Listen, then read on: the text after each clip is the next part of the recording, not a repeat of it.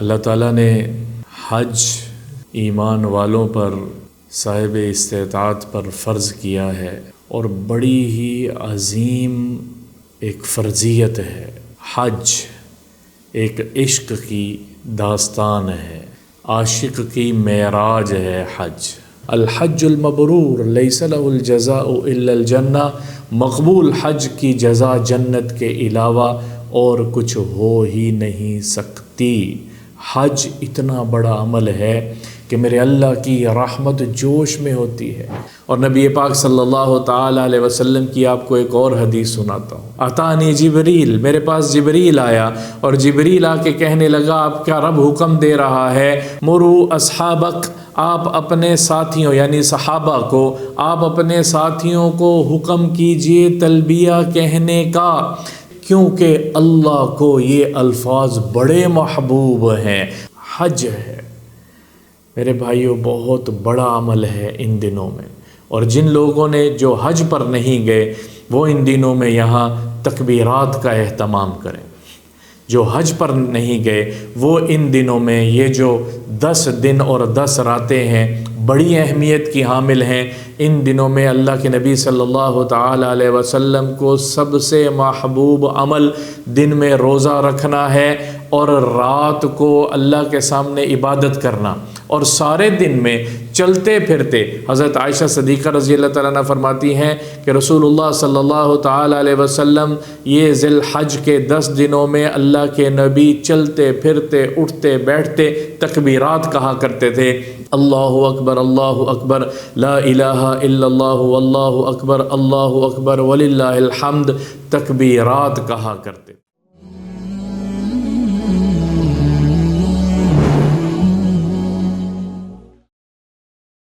اللہ تعالیٰ نے حج ایمان والوں پر صاحب استطاعت پر فرض کیا ہے، اور بڑی ہی عظیم ایک فرضیت ہے، بہت عظیم عمل ہے۔ حج ایک عشق کی داستان ہے، عاشق کی معراج ہے حج۔ اللہ کو دیوانہ وار ڈھونڈنے کے لیے، اللہ کو پانے کے لیے دیوانہ وار ایک جگہ سے دوسری جگہ، ایک در سے دوسری میدان میں، کبھی بیت اللہ کے طواف کرتے ہوئے، کبھی صفا مروہ پہ دوڑتے ہوئے، کبھی منی مزدلفہ عرفات میں برا گندہ بال زور زور سے پکارتے ہوئے، لبیک اللہم لبیک لبیک لا شریک لک لبیک ان الحمد والنعمت لک والملک لا شریک لک، تلبیہ کہتے ہوئے حج میرے اللہ کے عشق میں ڈوب کر اللہ کی تلاش ہے، اس عشق کی تلاش ہے، اور اس پر بے پناہ فضائل ہیں۔ حج پر بے پناہ فضائل ہیں۔ نبی پاک صلی اللہ تعالیٰ علیہ وسلم نے فرمایا ہے، من حج، جس نے حج کیا اس کیفیت میں، لم یرفث لم یسفق، کوئی گالم گلوچ نہیں کی، کوئی کسی قسم کی کسی کی برائی غیبت نہیں کی، کوئی برے اعمال میں نہیں لگا، تو وہ حج کرنے والا اس طرح سے ہے، کان کیوم ولدتہ امہ خرج من ذنوبہ کیوم ولدتہ امہ، اس طرح سے گناہوں سے پاک ہو کے نکالتا ہے اس کا رب اس کو، کہ جیسے آج ماں کے پیٹ سے پیدا ہوا ہے بغیر گناہوں کے، بالکل معصوم بچے کی طرح گناہوں سے پاک ہو کے میرا اللہ نکالتا ہے۔ یہ حج ہے۔ نبی پاک صلی اللہ تعالیٰ علیہ وسلم سے پوچھا گیا حج کیا ہے؟ فرمایا الحج الثج، حج والعج، حج زور زور سے اللہ کو پکارنا ہے،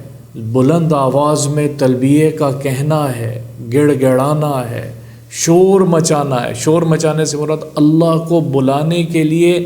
بآواز بلند اللہ کے تکبیرات کا کہنا حج ہے۔ الحج المبرور لیس لہ الجزاء الا الجنہ، مقبول حج کی جزا جنت کے علاوہ اور کچھ ہو ہی نہیں سکتی۔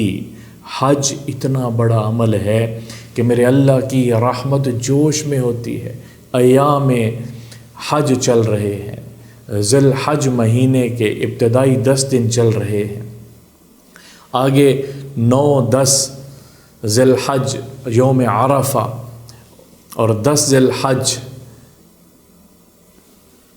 بڑے محبوب اور مقرب ایام آ رہے ہیں۔ یہ ایام بھی بہت مقرب اور محبوب ہیں، یہ 10 کے 10 ایام اللہ کے ہاں بڑے مقبول ہیں، لیکن حج کے ایام ایک ایک عمل پر وہ فضائل میرے نبی پاک صلی اللہ تعالیٰ علیہ وسلم نے بتائے ہیں کہ سن کر پڑھ کر رونگٹے کھڑے ہو جاتے ہیں کہ اللہ کی رحمت کیسے جوش مارتی۔ ایک انصاری صحابی ہیں،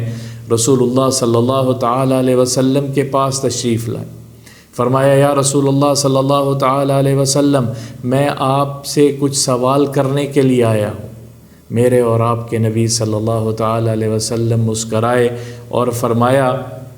جو تو سوال کرنے آیا ہے، سوال کرے گا تب میں جواب دوں یا کہ میں جواب دے دوں جو تیرے دل میں سوال ہیں؟ تو وہ کہنے لگے یا رسول اللہ، میرے ماں باپ پر قربان ہو، آپ بتا دیجئے جو میں سوال کرنا چاہتا ہوں۔ تو اللہ کے نبی نے فرمایا جئت تسأل، تو آیا ہے یہ سوال کرنے کے لیے، پہلے وہ سوال دہرائے ہیں۔ فرمایا تیرے دل میں یہ سوال ہیں، تو سوال یہ کرنا چاہتا ہے ما علی الحاج،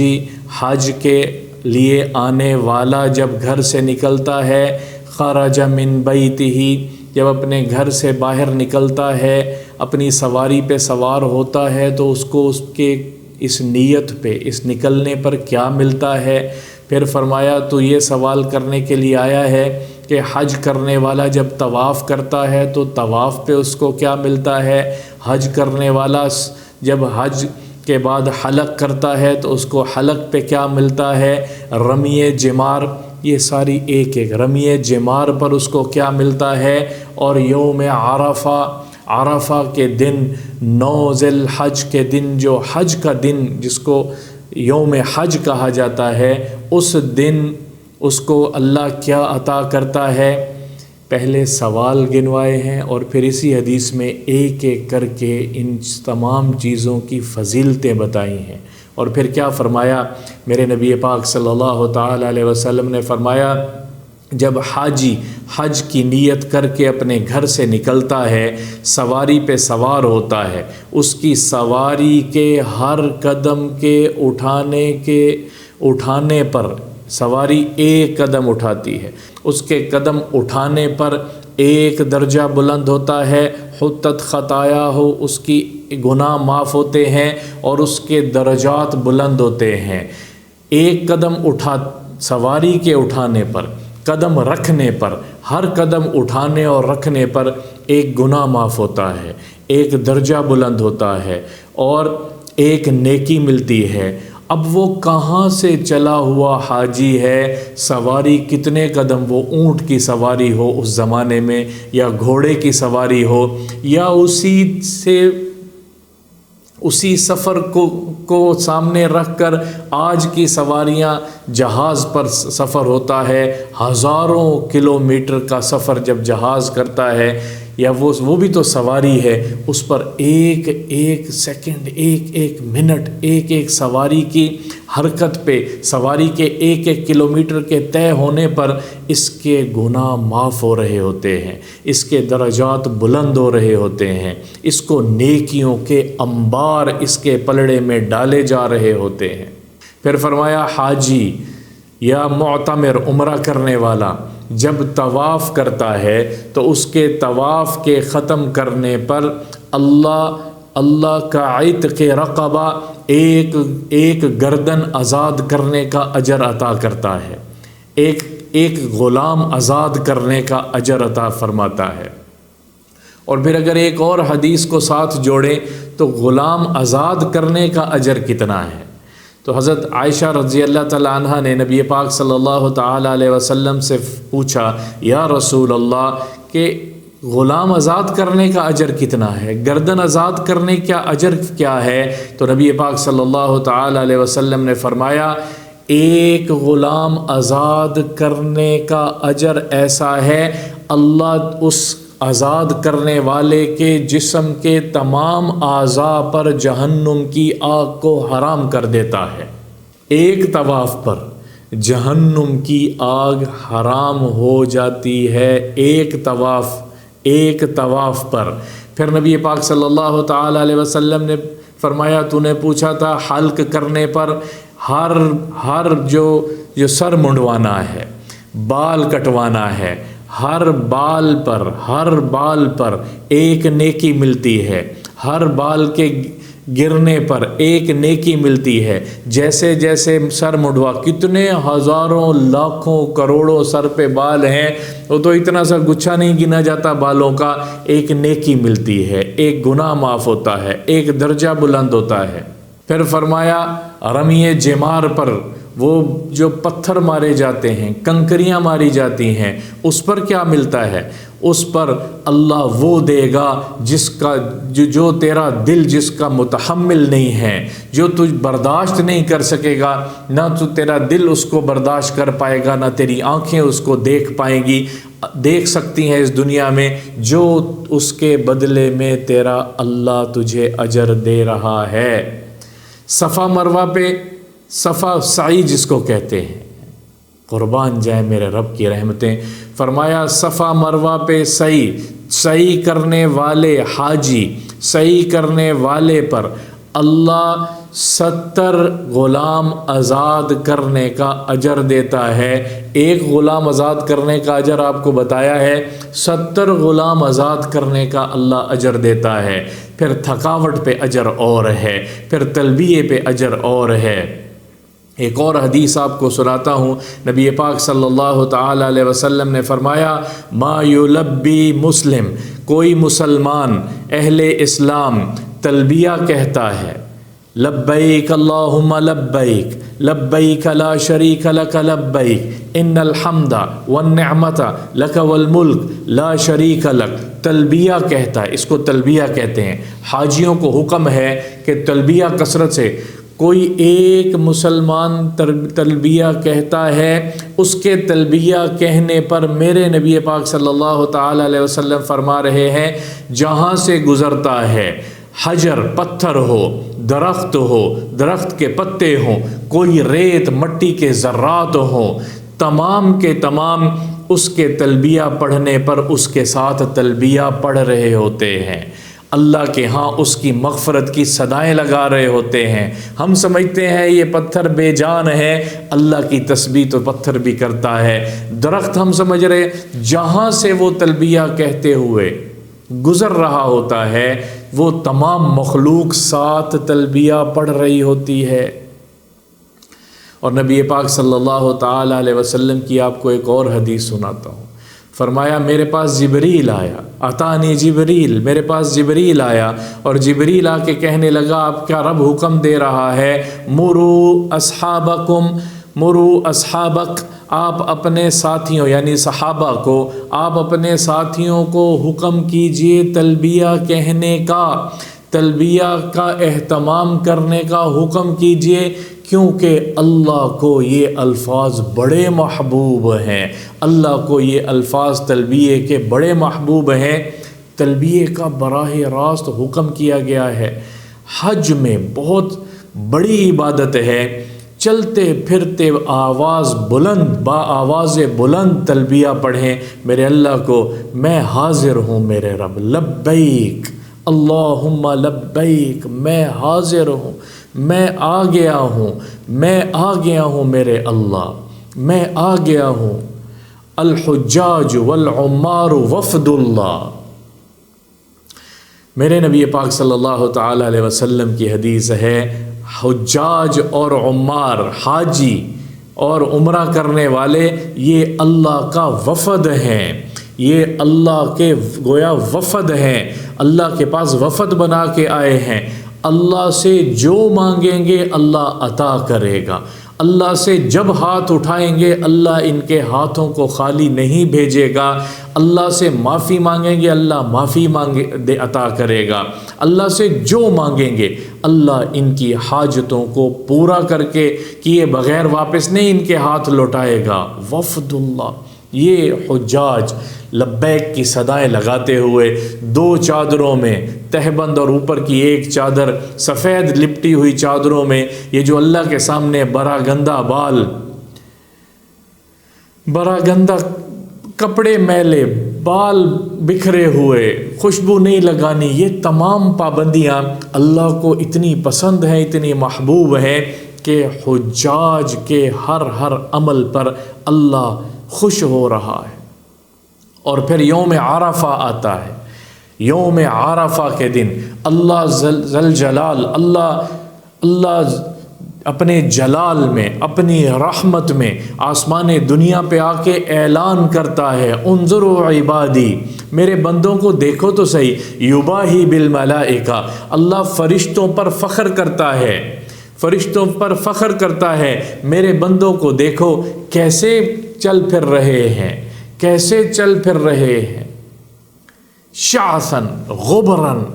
برا گندہ بال ہے، غبار آلود ہے، غبار آلود ہے، پیاسی زبانوں کے ساتھ حلق خشک ہے، لیکن یہ میری محبت میں کیسے صدائیں لگا رہے ہیں۔ اللہ فرشتوں کو کہتا ہے، فرشتوں گواہ رہنا میں نے ان تمام کے تمام گناہوں کو معاف کر دیا۔ تو فرشتہ کہتا ہے یا اللہ ان میں بعض فیہم فلان فلان فلان، یہ ان میں کچھ لوگ ایسے ہیں جو کہ وہ فلاں گناہ بھی کرتے رہے ہیں، جو کہ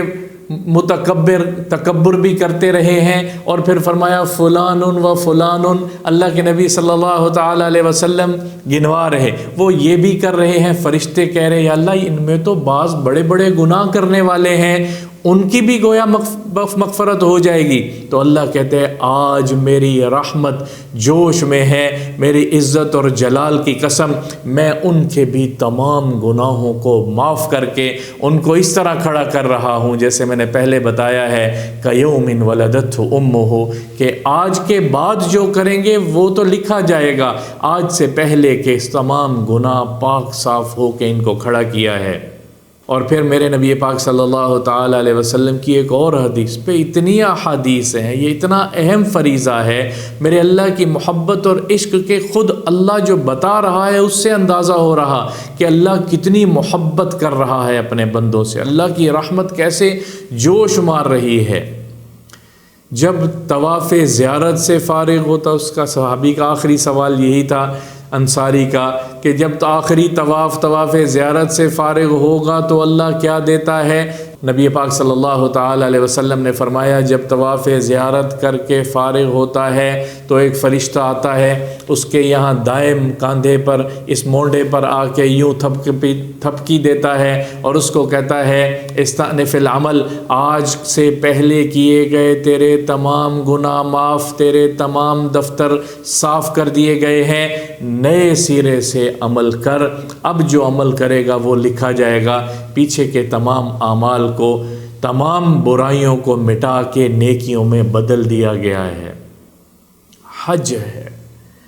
میرے بھائیوں، بہت بڑا عمل ہے ان دنوں میں، اور جن لوگوں نے جو حج پر نہیں گئے وہ ان دنوں میں یہاں تکبیرات کا اہتمام کریں، جو حج پر نہیں گئے وہ ان دنوں میں یہ جو 10 دن اور 10 راتیں ہیں بڑی اہمیت کی حامل ہیں۔ ان دنوں میں اللہ کے نبی صلی اللہ تعالی علیہ وسلم کو سب سے محبوب عمل دن میں روزہ رکھنا ہے اور رات کو اللہ کے سامنے عبادت کرنا، اور سارے دن میں چلتے پھرتے۔ حضرت عائشہ صدیقہ رضی اللہ تعالیٰ عنہ فرماتی ہیں کہ رسول اللہ صلی اللہ تعالی علیہ وسلم یہ ذی الحج کے 10 دنوں میں اللہ کے نبی چلتے پھرتے اٹھتے بیٹھتے تکبیرات کہا کرتے تھے، اللہ اکبر لا الہ الا اللہ واللہ اکبر وللہ الحمد، تکبیرات کہا کرتے تھے، تکبیرات تشریق جن کو کہتے ہیں۔ تو ہم یہاں چلتے پھرتے ان دنوں میں جو حج پہ نہیں گئے ان کے لیے خاص طور پہ یہاں تکبیرات کہیں، روزہ ان دنوں کا رکھ سکیں تو روزہ رکھیں۔ روزہ 1 سال کی عبادت لیے ہوئے ہے، ایک روزہ 10 دنوں کا، یہ روزہ 1 دن 1 سال کی عبادت لیے ہوئے ہے۔ اور راتیں مفسرین نے اور محدثین نے مختلف احادیث سے جمع کر کے بتایا ہے کہ رات لیلۃ القدر کی مثل ہے۔ لیلۃ القدر جو رمضان ابھی گزرا 2 ماہ پہلے، تو لیلۃ القدر کی مثل ہے ہر رات، ایک رات۔ اور اس 10 دنوں میں کیا ہوا عمل، اس 10 دنوں میں کیا ہوا عمل، اللہ کے نبی صلی اللہ تعالی علیہ وسلم نے فرمایا ما من ایام العمل الصالح فیہا احب الی اللہ من هذه الایام، ان دنوں میں کیا گیا عمل باقی پورے سال میں کیے گئے عمل میں اللہ کے نزدیک زیادہ محبوب ہے ان دنوں میں کیا گیا عمل۔ تو ایک صحابی پوچھنے لگے یا رسول اللہ جہاد سے بھی زیادہ افضل ہے؟ جہاد سے بھی زیادہ افضل ہے؟ تو اللہ کے نبی صلی اللہ تعالی علیہ وسلم نے فرمایا ان دنوں میں کیا گیا عمل جہاد سے بھی اللہ کے ہاں زیادہ محبوب ہے، صرف ایک قید کے علاوہ، ایسا جہاد جس میں جانے والا شہید ہو جائے، شہید زیادہ افضل ہے، ورنہ جہاد سے بھی زیادہ افضل ہے۔ تو جو لوگ حج کر رہے ہیں ان کے ہر ایک عمل پر حجر اسود کا استسلام، حجر اسود کا بوسہ بہت مبارک عمل ہے۔ اور ایک آپ کو حدیث سناؤں، بخاری شریف کی روایت ہے، حجر اسود جس کو ہم عام طور پہ بوسہ دینے کی بڑے خواہش مند ہوتے ہیں، اللہ کے نبی نے بوسہ بھی دیا ہے اور استسلام بھی کیا ہے۔ حجر، یہ حجر اسود، اس کا اللہ کے نبی صلی اللہ تعالی علیہ وسلم نے فرمایا 2 آنکھیں اور 1 زبان ہوگی قیامت کے دن، 2 آنکھیں اور 1 زبان ہوگی قیامت کے دن، عینان و لسان، آنکھوں سے یہ پہچانے گا اپنے بوسہ دینے والے کو یا دور سے حکماً استسلام کرنے والے کو پہچانے گا، اور جو زبان اللہ دے گا اس سے گواہی دے گا کہ یہ فلاں فلاں کا بیٹا، یا اللہ اس نے مجھے بوسہ دیا تھا، یہ آیا تھا، اس نے طواف کیا تھا، اور اس کی سفارش کرے گا، اس کی شفاعت کرے گا، اور اللہ اس حجر کی، اس پتھر حجر اسود کی سفارش کو قبول کرے گا۔ اور حضرت عمر رضی اللہ تعالیٰ عنہ کی ایک عام طور پہ ایک بڑی بات چلتی ہے کہ کیا فرق ہے باقی مذاہب میں اور اسلام میں۔ باقی مذاہب بھی کسی نہ کسی چیز کی، کسی بت کی، کسی پتھر کی پوجا کرتے ہیں، اور اہل اسلام بھی دیکھو بیت اللہ کا چکر لگاتے ہیں اور ایک پتھر کو بوسہ دیتے ہیں، یہ بھی گویا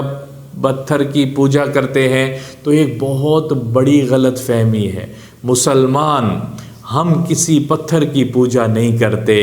ہم کیا کرتے ہیں؟ ہم اتباع رسول کے قائل ہیں صلی اللہ تعالی علیہ وسلم۔ نبی پاک صلی اللہ تعالی علیہ وسلم نے جو حکم دیا ہے ہم اس حکم کو پورا کرتے ہیں۔ نبی پاک صلی اللہ تعالی علیہ وسلم نے نماز کا حکم دیا، ہم نماز پڑھتے ہیں۔ بیت اللہ کے طواف کا حکم دیا، ہم طواف کرتے ہیں۔ سعی صفا مروہ دوڑنے کا حکم دیا، ہم وہ کرتے ہیں۔ عرفات یہ ایسے جن کے لاجکس کوئی نہیں ہے۔ اب حج کی پوری فرضیت، پورے اعمال کا کوئی عقل میں آنے والی تو چیز ہی نہیں ہے کہ کیوں دیوانہ وار پھر رہے ہیں، کیونکہ ہم عقل سے اوپر ہو کے ہم دل کی بات کو دل سے جوڑتے ہیں کہ نبی پاک صلی اللہ تعالی علیہ وسلم کا حکم ہے۔ تو اس حکم پر حضرت عمر رضی اللہ تعالیٰ عنہ کی ایک حدیث، ایک روایت ہے جو کہ امام بخاری نے اپنی کتاب بخاری شریف میں لکھا ہے کہ حضرت عمر رضی اللہ تعالیٰ عنہ حجر اسود کا بوسہ لینے کے لیے آئے اور بوسہ لے رہے تھے اور وہاں رکے ہیں، اور پھر فرمایا انی لأعلم، میں بڑی اچھے طرح سے جانتا ہوں، انک لحجر، تو صرف ایک پتھر ہے، تو صرف ایک پتھر ہے، لولا انی رأیت رسول اللہ صلی اللہ تعالی علیہ وسلم یقبلک، کہ اگر میں نے نبی پاک صلی اللہ تعالی علیہ وسلم کو بوسہ دیتے ہوئے نہ دیکھا ہوتا، ما قبلتک، میں کبھی تیرا بوسہ نہ لیتا، میں تو یہ اتباع رسول میں کر رہا ہوں۔ تو وہ واضح فرما رہے ہیں تو پتھر ہے، ہم تیری عبادت نہیں کر رہے۔ ساری دنیا کے اذہان جو وہ یہ بات ان ذہنوں میں ڈال رہے ہیں اور اس اعتراض کا جواب دے رہے ہیں جو آج 1450 سال بعد پیدا ہو رہا ہے، ہم کسی پتھر کے پجاری نہیں ہیں، ہم تو رسول اللہ صلی اللہ تعالی علیہ وسلم کے اتباع کے قائل ہیں۔ تو اس پتھر کی اللہ نے آنکھیں رکھی ہیں اور اللہ نے زبان رکھی ہے، جو اس پتھر کا بوسہ دے گا یا دور سے بوسے کا جو طریقہ اللہ کے نبی نے بتایا ہے استسلام وہ کرے گا، دونوں اس میں شامل ہیں۔ دھکم پیل سے بچنے کے لیے کسی کو ایذا پہنچانے سے بہتر ہے کہ اللہ کے نبی کا جو اس کے دوسرا طریقہ اللہ کے نبی نے بتایا ہے وہ بھی سنت ہے، بالکل اتم درجے میں حکم پورا ہوتا ہے، اور صرف بوسہ دینے کے شوق میں دوسروں کی تکلیف کا ذریعہ نہ بنے۔ اللہ مجھے بھی اور آپ سب کو اس پر عمل کرنے کی توفیق عطا فرمائے۔